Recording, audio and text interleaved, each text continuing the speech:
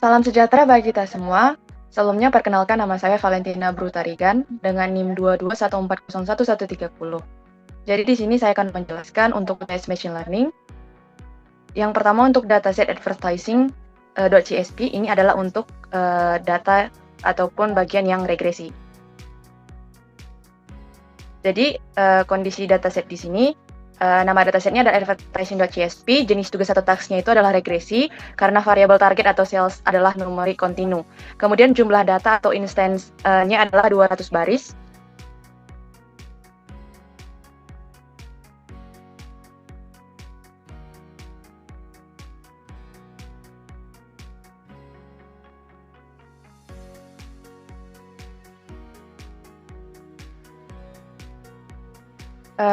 Setelah dibersihkan dan diduplikasi dan outlier bisa sedikit berkurang dari 200 baris ini.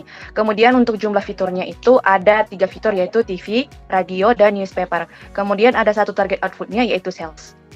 Dan tujuan analisis ini itu untuk memprediksi seberapa besar penjualan atau sales berdasarkan jumlah belanja iklan di media yaitu TV, radio, dan newspaper. Kemudian pre-processing yang akan dilakukan yang pertama itu adalah cek dan hapus duplikasi. Ini untuk memastikan tidak ada baris yang sama persis ataupun yang duplikat. Kemudian yang kedua itu cek missing value atau ada nilai yang hilang. Tapi kalaupun di dataset yang saya miliki ini datasetnya bersih, tapi kita harus tetap cek supaya tidak ada data yang hilang sehingga dapat mempengaruhi datanya nanti. Kemudian cek dan hapus outlier. Ini menggunakan metode Z-score untuk membersihkan nilai ekstrimnya atau nilai yang berbeda jauh dari nilainya dalam data tersebut. Kemudian ada normalisasi atau standar scaler, karena kita menggunakan model regresi linear, kita menormalisasi akan membantu model ini supaya berfungsi lebih optimal. Baik, selanjutnya kita melakukan preprocessing datanya. Ini saya download dulu datanya, atau bisa dari Kaggle juga. Ini sudah di run untuk import library-nya. Kita run dulu.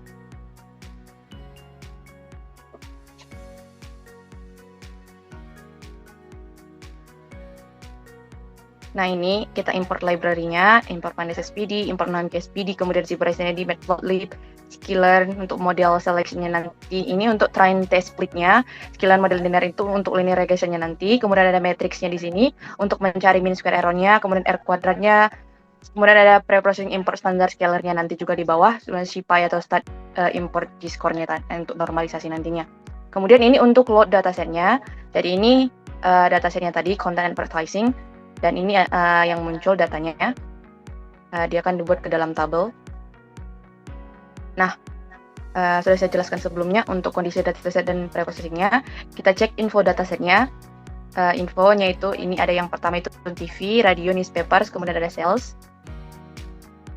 Nah, dataset ini dia berisi 200 data atau baris dan 4 fitur atau kolom, seperti yang saya jelaskan semua, dan semua kolom itu bertipe numerik atau float. Tidak ada nilai kosong atau hilang, dan dataset bersih dan siap digunakan untuk analisis dan pemodelan. Misalnya yang saya gunakan adalah regresi. Kemudian pre-processing itu cek dan hapus duplikasi. Duplikasi data itu kita hapus. Nah ini, dan kalau kita run itu jumlah duplikasinya 0, yang menunjukkan bahwasanya tidak ada data yang duplikat dalam data tersebut. Kemudian cek missing value.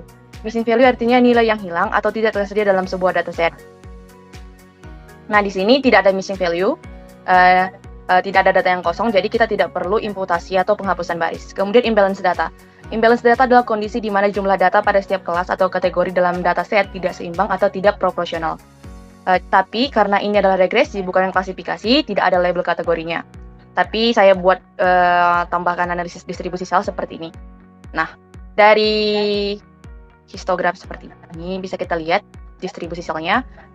Karena tadi dia kontinu ataupun regresi, pengecekan imbalance itu kan tidak perlu dilakukan. Namun kita lihat dari distribusi ini, kalau nilai sales cukup merata dari histogram yang sudah digambarkan seperti ini. Cukup merata dia pertumbuhannya.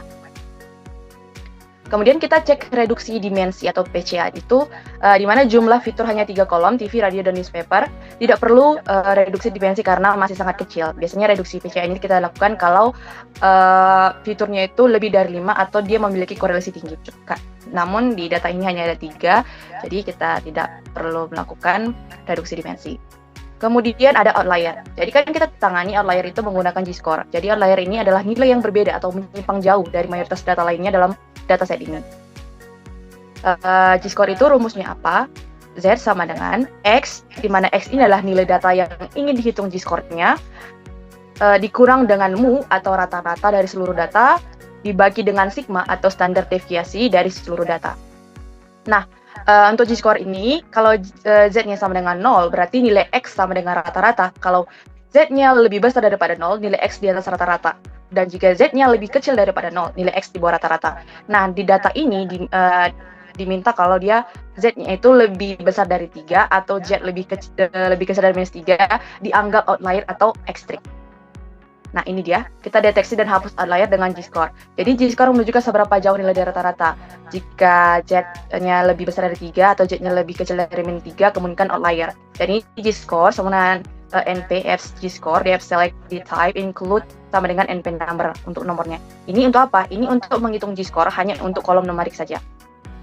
Nah, DF G-score di mana G-score-nya itu lebih besar daripada 3, di mana yang itu kita eksisnya sama dengan 1. Jadi hapus baris yang mengandung outlier atau G-score yang lebih dari 3 atau lebih kecil dari P3. Nah, kita print itu jumlah data setelah menghapus outlier. Jadi ini nanti langsung data yang outlier itu langsung dihapus. Nah, kemudian kita print itu jumlah data setelah menghapus outlier. Jadi jumlah datanya itu ada 198. Di mana tadi ada 200 baris.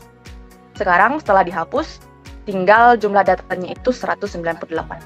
Nah, selanjutnya itu kita pisahkan fitur dan targetnya. X sama dengan def drop itu cells untuk X6 sama dengan 1 itu untuk fitur inputnya. Kemudian Y untuk def cellsnya itu untuk target outputnya. Jadi penjelasan hasilnya itu X itu untuk TV, radio, dan newspaper, dan ini adalah sales.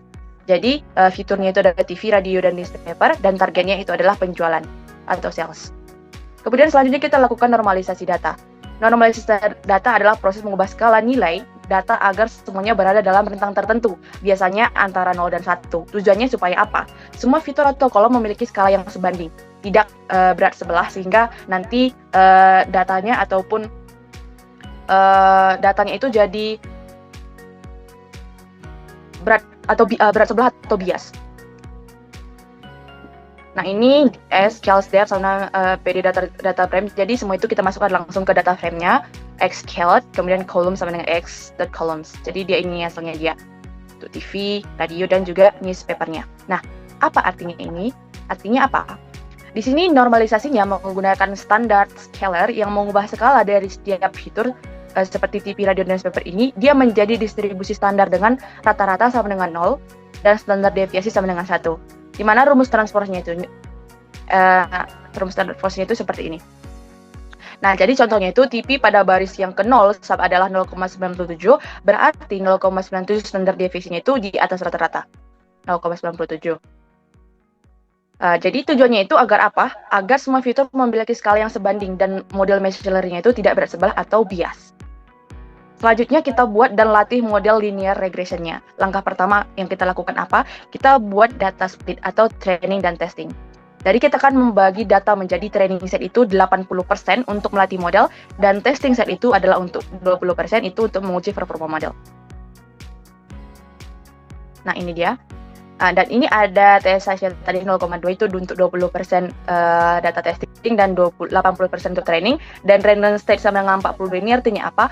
Agar pembagian selalu sama tiap kali dijalankan atau reproducible. Nah, langkah kedua apa? Kita melatih model regresi linearnya. Dan di sini ada model .fit ini, dia melatih model menggunakan data training yang X train, kemudian Y train, kemudian di-fitkan dengan modelnya. Nah, model belajar itu antara hubungan fitur TV, radio, dan newspaper, dan targetnya itu sales. Oke, langkah ketiga apa? Kita tampilkan koefisien dan intensifnya.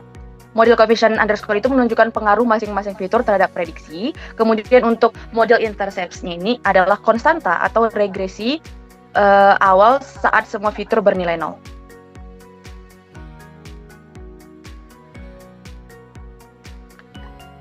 Kemudian predict coefficient-nya, dan ini hasilnya. Coefficient-nya 3 ini untuk TV, radio, dan newspaper, kemudian intercept biasnya. Untuk penjelasannya itu,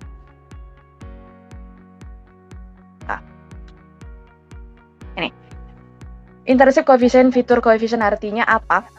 TV 3,8547 kontribusinya besar. Jika skor TV naik 1 unit atau 1 standar deviasi, maka prediksi sales naik sekitar 3,85 unit. Kemudian radio 2,7039 juga signifikan. Kemudian newspaper 0,1028. Nah, biasnya 13,9835 ini nilai dasar sales jika semua fitur sama dengan 0, nilai rata-rata mereka. Artinya apa? TV adalah faktor paling kuat dalam memprediksi penjualan atau sales. Kemudian radio juga berpengaruh, tetapi sedikit di bawah TV. Kemudian newspaper hampir tidak berpengaruh dalam model ini. Dan intercept ini memberi dasar awal prediksi. Kemudian evaluasi model. Jadi kita gunakan skillan matrix import mean square error, mean absolute error, R square score, R quadrat score, ini nilai-nilainya ini kita gunakan untuk melakukan evaluasi. Kemudian kita import NumPy, SPD, kita prediksi data tesnya, kita prediksi Y-nya dengan model prediksi menggunakan Xtest. Evaluasi modelnya ini. Jadi nanti bakal ditampilkan mean square error-nya, RMS-nya, MAE-nya, dan R kuadratnya. Dan ini adalah hasilnya. Nah, dari evaluasi model regresi linear ini, metrik evaluasinya seperti ini. Ini adalah rumus-rumusnya. Nah, hasilnya tadi di sini apa? Kalau MSE-nya itu 2,7409, RMSE-nya adalah 1,6556, kemudian MAE-nya 1,2497, dan R kuadratnya sama dengan 0,8989. Jadi, R kuadrat ini menunjukkan seberapa besar proporsi variasi pada target yang bisa dijelaskan oleh model. Nilainya itu 1, kalau 1 dia prediksi sempurna, 0 kalau 0-nya dia tidak menjelaskan apapun. Nah, di sini dia mendekati 1, berarti model sangat bagus. Nah, selanjutnya kita visualisasi prediksi dan aktualnya. Prediksi untuk penjualannya, kemudian yang aktualnya seperti apa. Nah, ini dia adalah scatter. Ini adalah dia untuk output visualisasinya itu, di mana titik biru ini dia menunjukkan pasangan nilai prediksi dan aktual. Kemudian garis merah yang putus-putus ini adalah garis sempurna jika prediksi sama dengan aktual. Semakin dekat titik ke garis merah, semakin akurat model kamu. Jadi semakin dekat titik ini ke garis merah, berarti dia semakin akurat.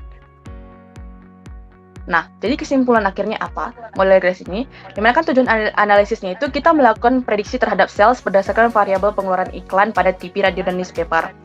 Jadi, menggunakan model regresi linear dan mengevaluasi performanya untuk mengetahui seberapa baik model dalam memprediksi penjualan.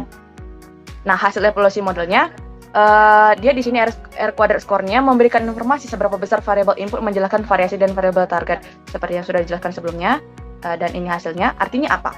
Model mampu menjelaskan sekitar 89,7% variasi dari nilai sales yang menunjukkan performa yang sangat baik. Dan rata-rata kesalahan prediksinya itu hanya sekitar 1,2 unit penjualan. Jadi ini tergolong rendah.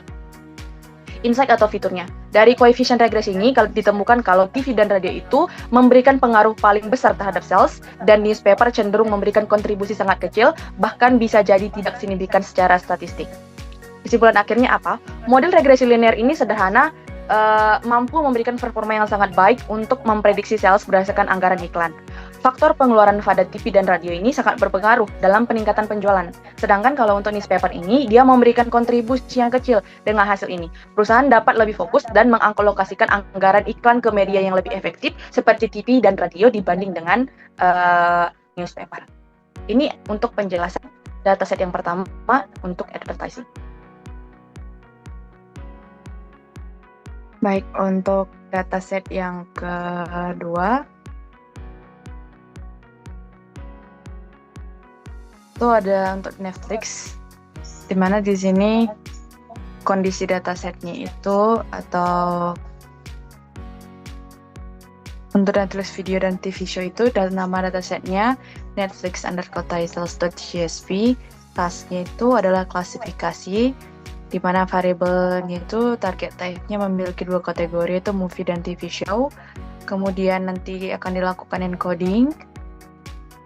Kemudian jumlah datasets-nya itu atau instance-nya itu ada dia sekitar 8.807.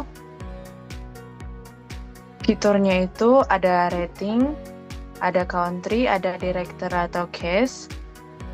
Nah, nanti di sini diolah kalau data yang nggak perlu itu diganti dengan unknown. Kemudian fitur-fitur lain juga akan di-encode menjadi numerik. Dan targetnya itu adalah movie atau TV show.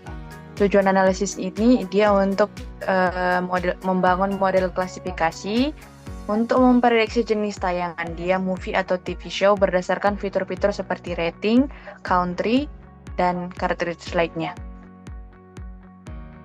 Jadi dengan model ini kita dapat mengklasifikasikan konten baru secara otomatis, menganalisis pola konten yang disediakan Netflix, kemudian memberikan insight untuk pengelompokan tayangan. Step satunya itu kita import library. Ini sama dengan yang sebelumnya yang kita lakukan pre-processing datanya, cuman agak berbeda untuk pengerjaannya. Kemudian upload datasetnya seperti ini. Dan ini untuk pre-processing datanya. Kita deteksi dan penghapusan duplikasi, dan tidak ada data duplikat juga dari data ini. Inilah data umum untuk datasetnya. Kita lakukan pre-processingnya. Kita cek ulang kalau ada kolom yang tersedia, apa aja kolomnya. Kemudian kita tangani missing value-nya. Kita di sini ada kolom penting itu type-nya, kemudian country dan rating-nya. Kemudian kita isi missing value di kolom text dan unknown itu untuk director, kemudian case, dan kita encode kolom target type seperti movie itu menjadi 1 dan TV show itu menjadi 0. Nah, itu dengan from sklearn.preprocessing kita import label encodernya.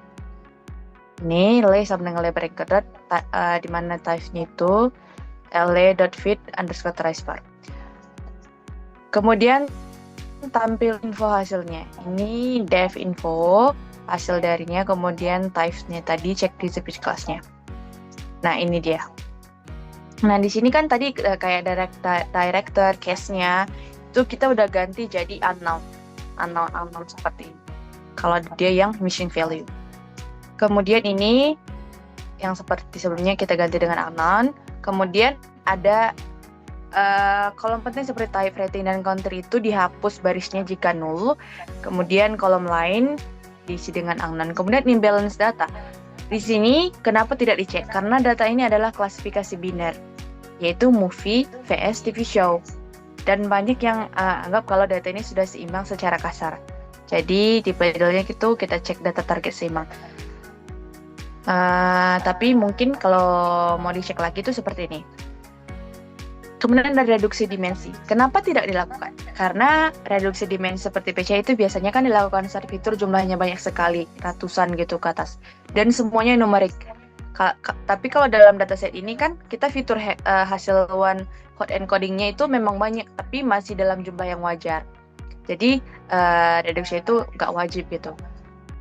Nah, kita lakukanlah one hot encoding-nya. Beberapa kolom seperti country dan rating itu merupakan data kategorikal. Kita ubah menjadi numerik menggunakan one hot encoding agar bisa diproses oleh model. Kemudian kita pisahkan fitur dan target, baru kita lakukan normalisasi. Ini kita pisahkan sama seperti yang sebelumnya tadi. Nah, ini dia hasilnya. Ini adalah data yang udah dinormalisasi. Ini udah lebih mudah dibaca.